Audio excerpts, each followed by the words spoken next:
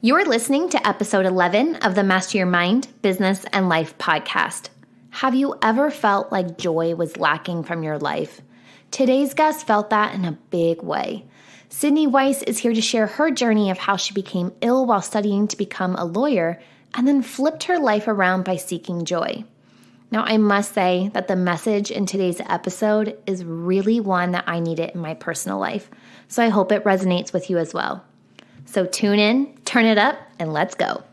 You're listening to Master Your Mind, Business, and Life. Conversations with everyday world shifters, truth seekers, and rule breakers. Here's your host, Lauren Smith.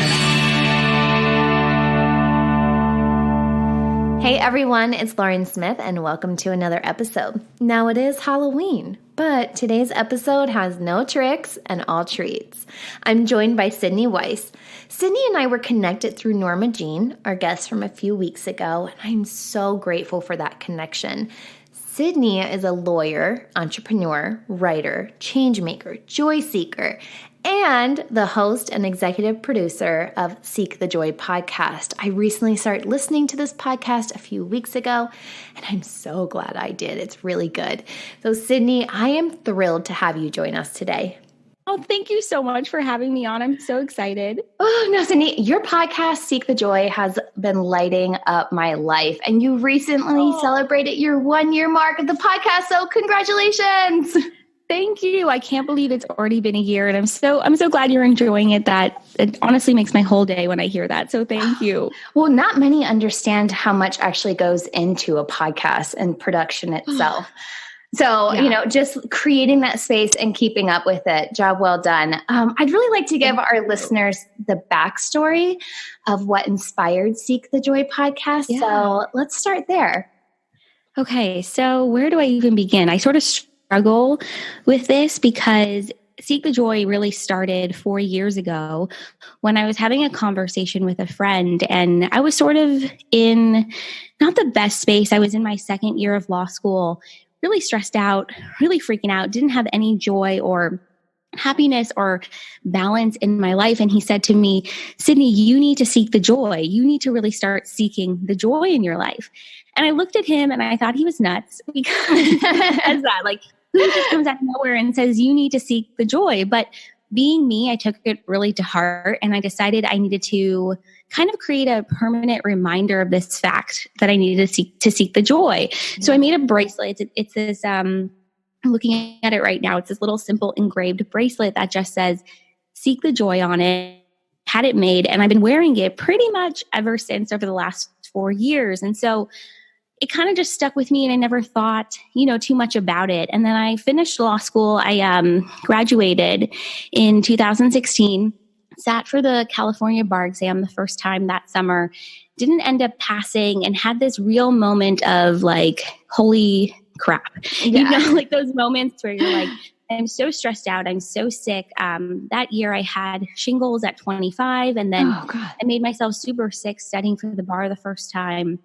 And then I had appendicitis a month after I sat for the bar exam. And so I just wasn't in a good space by the time I found out I didn't pass the bar.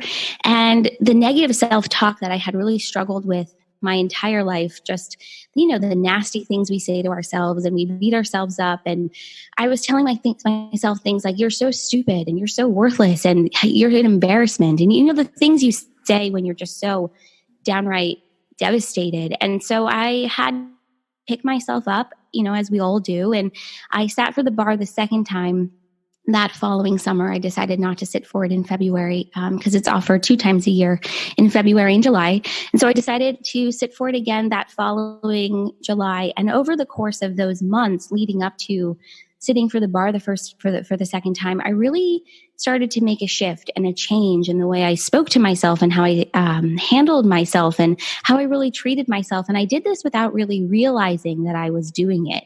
It wasn't like I went to therapy. It wasn't like I was seeking out self-help resources. It was really more just like this evolution within myself of coming to terms with the journey that I had been on and wanting to really make a shift and a change along the way. And so by the time I sat for the bar the second time, and I remember coming out of it feeling like a different person, like the way I spoke to myself and how I treated myself and the way I even just studied for the exam the second time was totally different. And during those months between the first time I sat for the bar and the second time, it wasn't like I went to therapy or sought out a lot of self-help resources. I really just went through this evolution and this process of change within myself. And I remember sitting in my apartment in September, because we sit for the bar in July. And then so a couple months went by. And I remember sitting in my apartment and having this moment of like, I describe it as like a burst of crazy inspiration of, oh my gosh, I really want to do something, create a space or a resource or a way to connect with other people who have had similar experiences or have been on a similar journey, who may want to connect and share their stories. And at first I thought maybe I would start a blog, but the truth of the matter is I love podcasts. I love podcasting.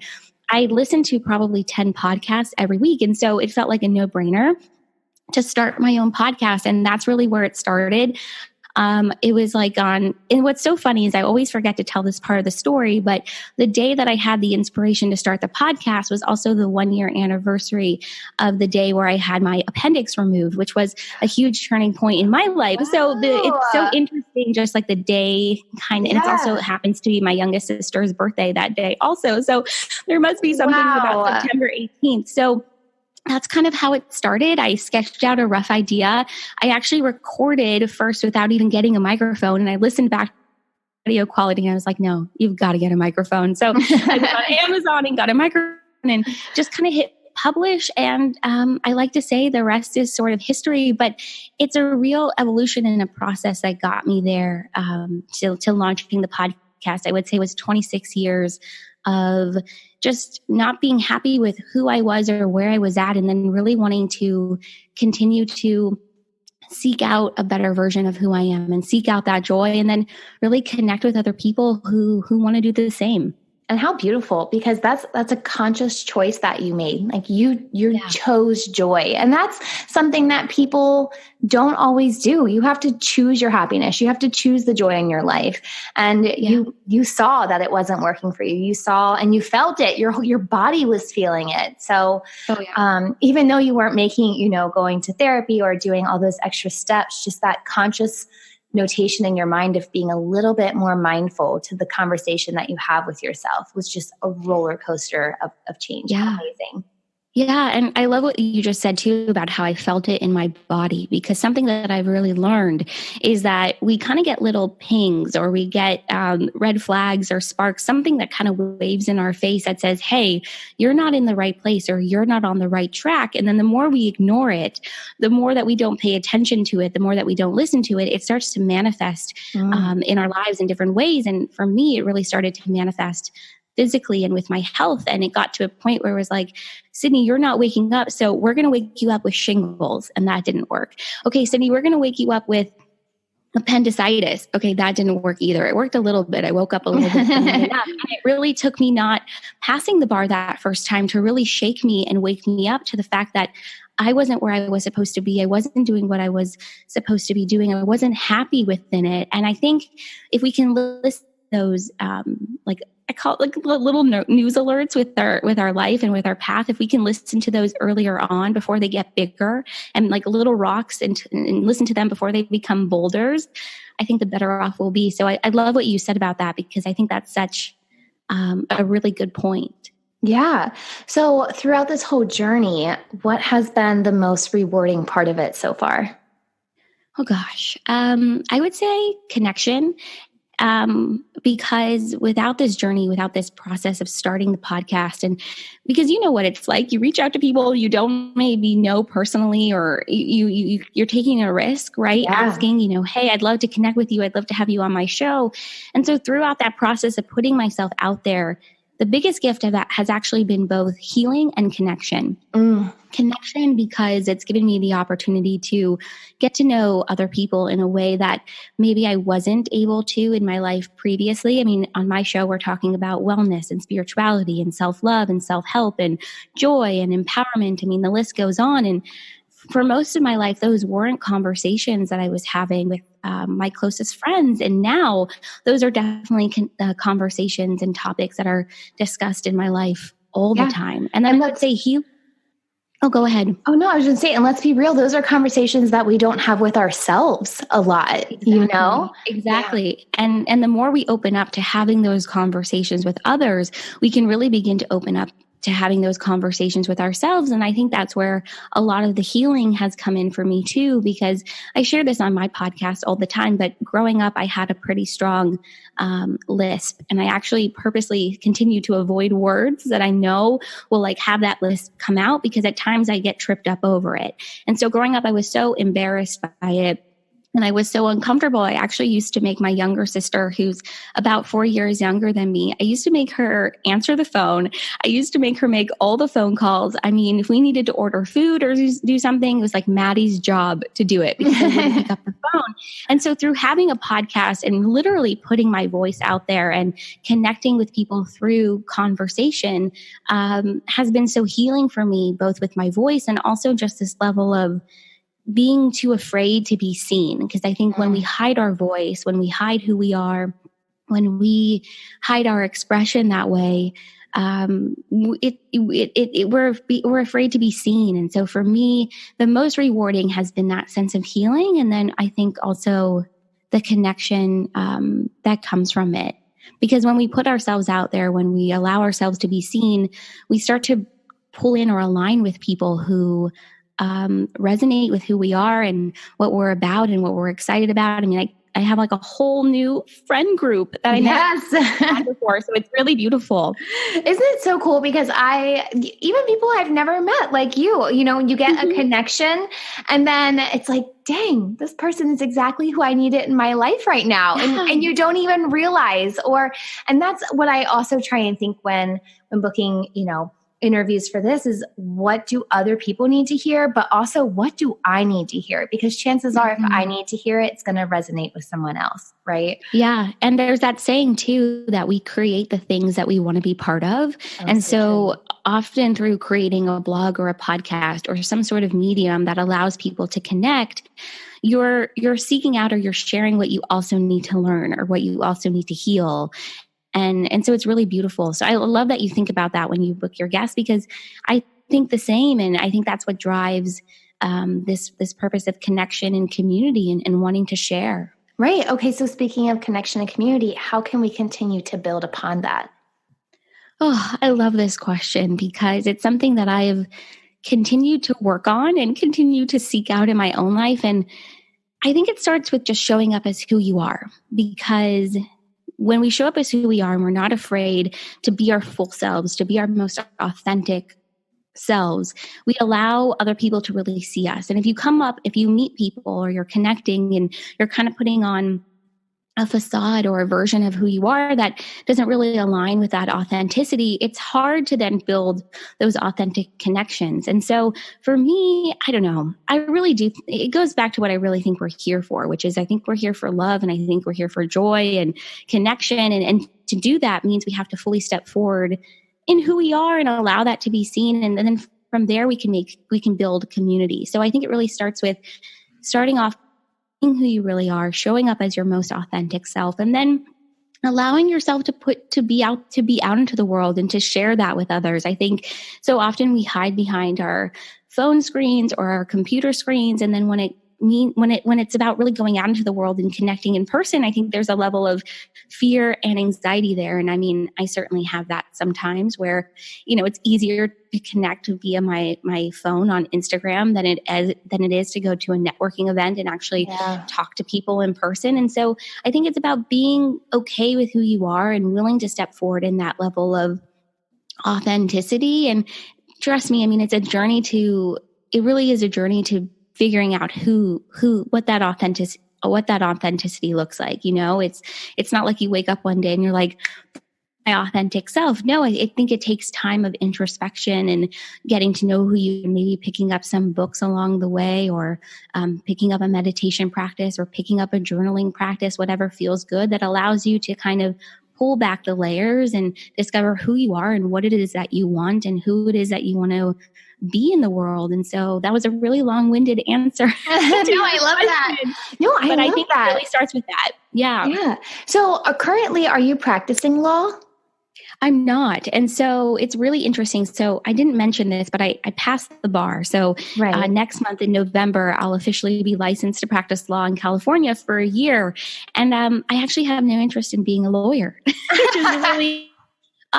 which is really interesting, because if you had told me that 5 years ago when I first went to law school, I would have told you you're nuts. Like, I literally would have said, like, there's no way, because my dream was 12 was to be a lawyer. And I went through law school, and it was really in my second year of law school where I figured out that I don't really want to be what I thought I wanted to be.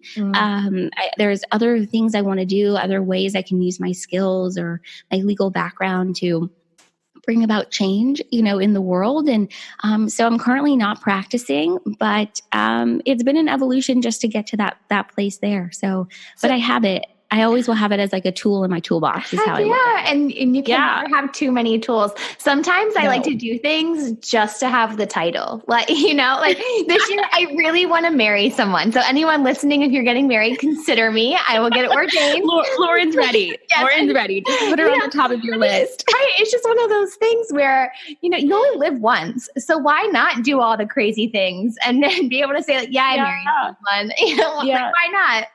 Yeah. And I think it's interesting too, because I've had moments and a lot of conversations actually recently with new friends that I've met who went to law school and became lawyers and then decided they didn't want to be a lawyer. And I look at it this way. I already shared, I think about it as a tool in my toolbox, but also without the journey of going to law school and going through that process of sitting for the bar exam, I wouldn't be where I am today. I wouldn't have a podcast. There's no way I would have started a podcast. Like, I just don't see it as like being part of my journey if I didn't go through times that really forced me to get knocked off of the horse, so to speak, and pick myself back up and learn more about who I am and what I want and how I want to be in the world. So for anyone that's listening who may have been through, I don't know, a graduate program or a licensing exam, or just they had one career and now they're thinking of shifting to another, it all serves a purpose. We just don't always know what that purpose is in the moment, but hindsight is 2020. So we always see what the purpose of it was in hindsight, but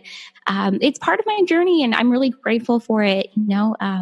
It was an invaluable experience and just grateful that I made it to the other side. Yeah, and you're really embracing the journey. I love that you said you didn't see yourself starting the podcast, and that wasn't part of your scope, because so many times life puts things in our path that we never saw, and they end up being, our biggest blessings.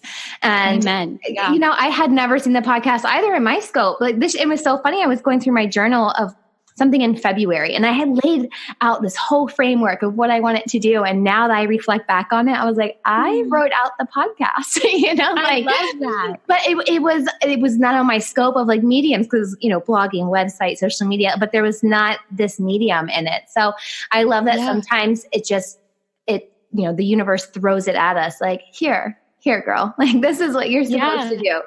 Yeah. And I would say too, like, if you ever have a moment where you hear like a little whisper or a nudge or a spark and you're like, wow, that sounds like a great idea, I've got to do it. Write it down and keep it with you, because it may not be something you do right away, but it will be something that you do. Maybe it's 6 months, a year, 2 years from now. We get those flashes of inspiration. And I'm the kind of person that likes to act on everything right away.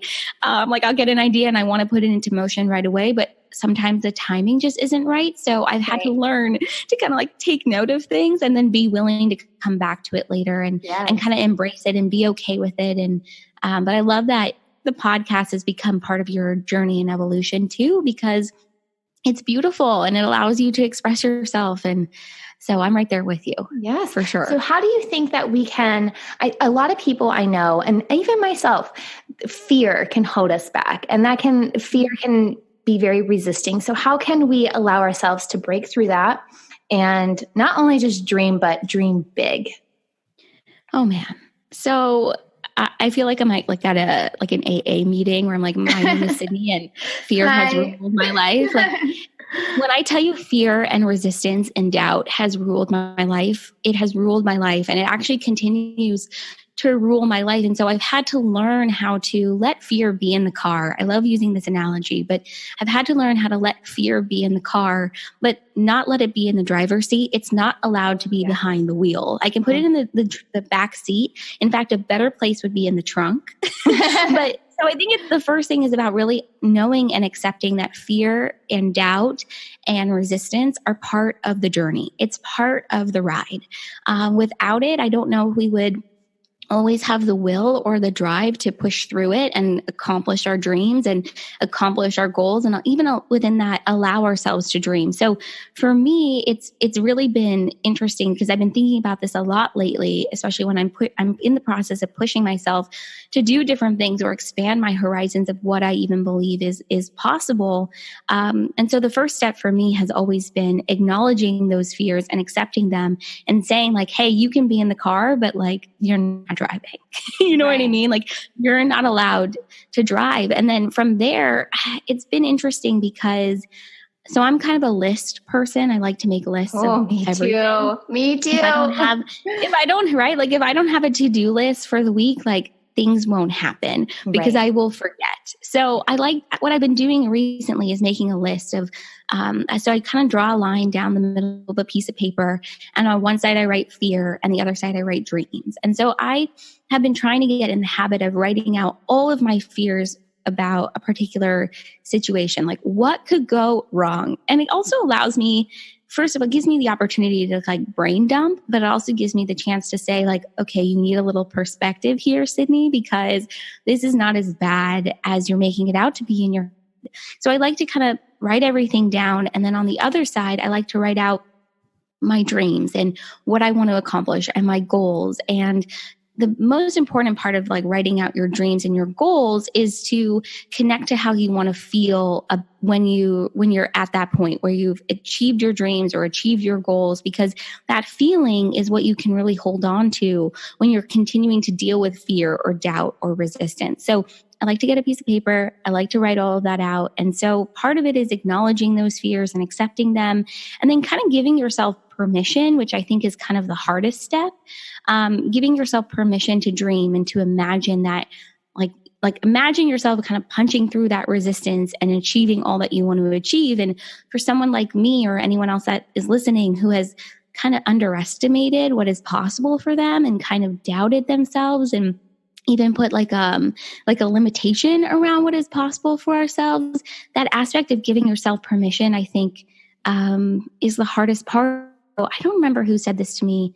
It might have, I can never remember, but someone said something so beautiful to me, which was, you'll never be given a dream without the tools to achieve them. And so anytime you're given a dream, it's because or an idea or a flash of inspiration, it's because you already have everything you need within you to achieve that dream. So it's about remembering it. And I think the first part of remembering that is giving yourself permission and then letting your imagination run wild, which is really hard, especially if you're kind of stuck in that limiting space. And so that's how I work through kind of breaking through that resistance. And it really helps to have a community of people around you who support your dreams. And that can be friends, it can be family, it can be a mentor, a coach, a therapist. It can be somebody you recently just connected with online. I think that support people that believe in you and believe in your dreams the same way that you do.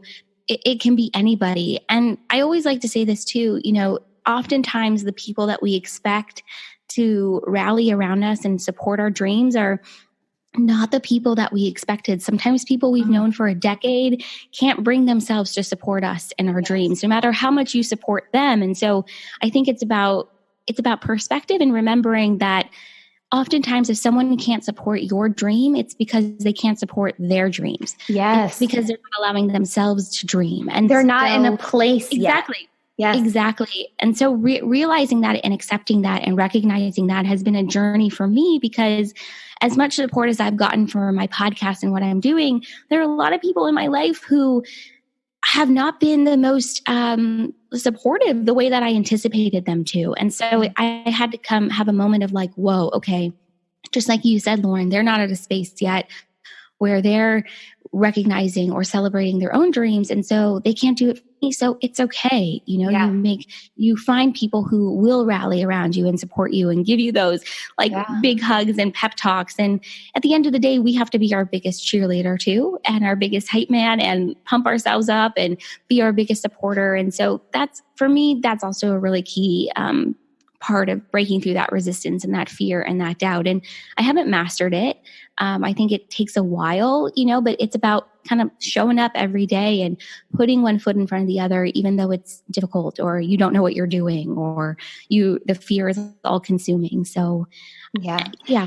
I recently had this conversation with someone, and we were talking about dreams and the bigger picture. And she asked me, she's like, dream big. And I immediately was like, I don't know. That's a fallback of like, I don't know. And a couple days later, I texted her and I was like, okay, I have to admit to you, like when you asked me that, the first vision that popped into my mind was me on stage speaking. And I was like, but it makes me scared because I don't see myself there right now. That's not, it doesn't feel comfortable to me. I was like, but it's actually been like one of those really quick visions I've had in my head for years, and I've gone against it.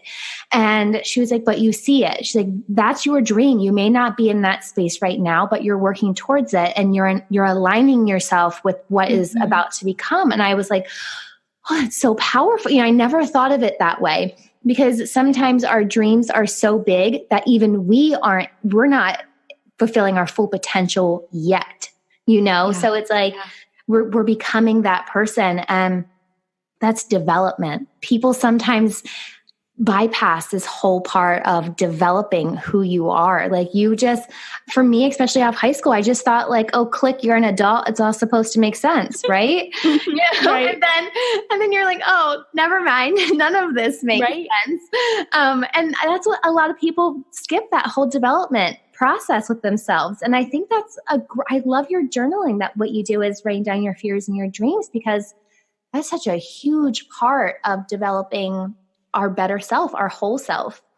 Yeah. I love what you shared about how you had that vision of yourself on stage, because I think it's those big dreams that scare us the most, and they scare us either into action or inaction, right? So it can go one way. It can motivate you to like press play or publish or record or put your foot on the accelerator, or it can paralyze you in fear. And what you shared about how you're developing yourself along the way, it reminds me of something that I journaled maybe a month or so ago, and then I ended up sharing, I think, on Instagram, which is just this idea that as you're really working towards your goals and your dreams, you're shaping and you're molding yourself into becoming the person that you're supposed to be and the person that you're meant to be when those dreams actualize. And so it's a process of developing yourself. It's putting one foot in front of the other. It's continuing to build who you want to be, and knowing and trusting and getting to a space within yourself where you can know and trust that who you will be at the moment those dreams actualize is right on time. Because I think we also often fear that we won't be ready. We won't know what to do. We'll crumble. We'll panic. We'll run off the stage. But the truth is you're building and you're molding yourself now to be ready for those moments. Right. Oh my gosh. So true. I love that. I love the way you just phrased that. So beautiful. Thank you. So if we had one final message to leave with our listeners today, one final little bit of advice, what would your little nugget be? Oh gosh. I think what I would say is never underestimate the power of one choice or one decision or one moment to really turn what you might perceive in any given moment as a roadblock into a stepping stone. For me, this kind of like encapsulates my whole journey, which has been every time I've had a roadblock, every time I've had a door slammed in my face, because there's been many and they continue to happen. Anytime you're faced with adversity or things are just not going the way you anticipate or you want them to go, don't underestimate the power to take those roadblocks and make them into stepping stones. Build something that you're excited about. Build something that will allow you to connect and grow and expand and change. And yeah, that would be my final message. And just also know that it's never too late to start to mold yourself in your life according to your vision and how you want it to look like. We think we went to that graduate program, we began that career, we didn't do this or we did do that, and we think it's too late or we can't do or be who it is that we want to be. And so, yeah, take that chance and take that leap and don't look back. That would be my, and take action on it. Take that chance and take action, and then just trust that you'll land exactly where you're meant to be, even if it just doesn't look like what you expected. Oh, that's so perfect. We have to drop the expectations from so many parts of our life. Yes, expectation. It's a lot. We could have a whole other conversation about it, but dropping it is so important. It's a big disappointment. Yes. Exactly. Yeah, exactly. Oh, can you share with our listeners how they can connect with you more? Yes. So you can visit our website, seekthejoypodcast.com. Connect with us on social media at Seek the Joy Podcast, and tune in and press play and subscribe wherever it is that you listen to podcasts. I would love to connect with you and have you join us on this Seek the Joy journey.